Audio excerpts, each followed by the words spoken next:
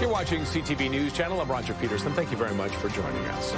Well, police in the Portuguese capital of Lisbon say that 11 of the 16 people killed when a streetcar derailed in Lisbon were foreigners. Among the dead, 2 Canadians. Flowers, candles, and balloons line a sidewalk close to the crash site in silent tribute to the victims of Wednesday's crash. The wreckage has been removed as a multi-agency investigation continues.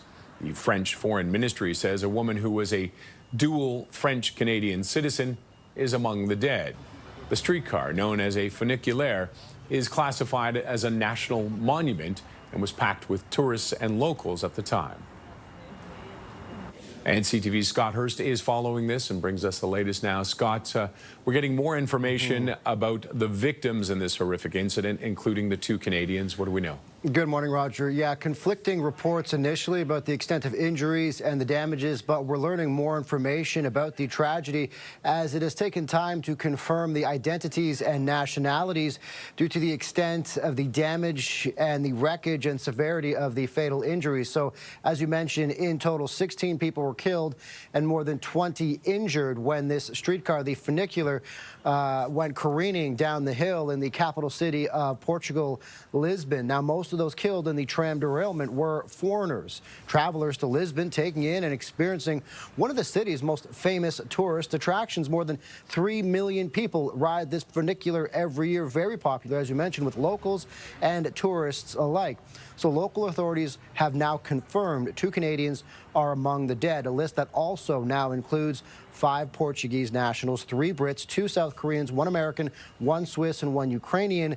Global Affairs Canada has confirmed it is working with local officials to confirm the identities. And as you mentioned, a woman who is French and Canadian dual citizen is among the dead. That is getting confirmation from the French Foreign Ministry, Roger, just this morning.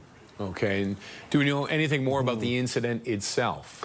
We are hoping to get more information later today, but as you mentioned, a preliminary report is expected to take some 5 or 6 weeks, as this will be an in-depth multi-agency investigation, what the Prime Minister has described one of the biggest tragedies of their recent past. So the streetcar's wreckage was removed from the scene overnight and placed in police custody.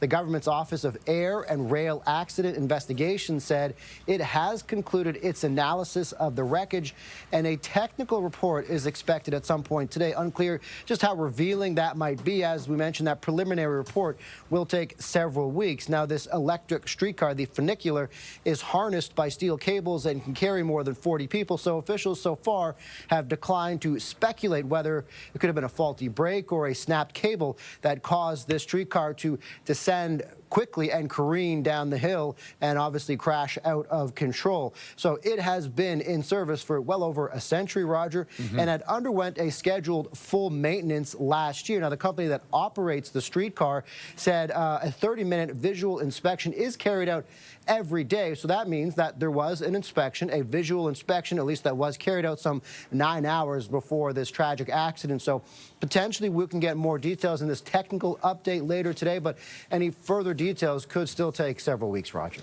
Okay, Scott, a horrible situation. Thank you for that update. Thanks, Roger. CTV's Scott Hurst.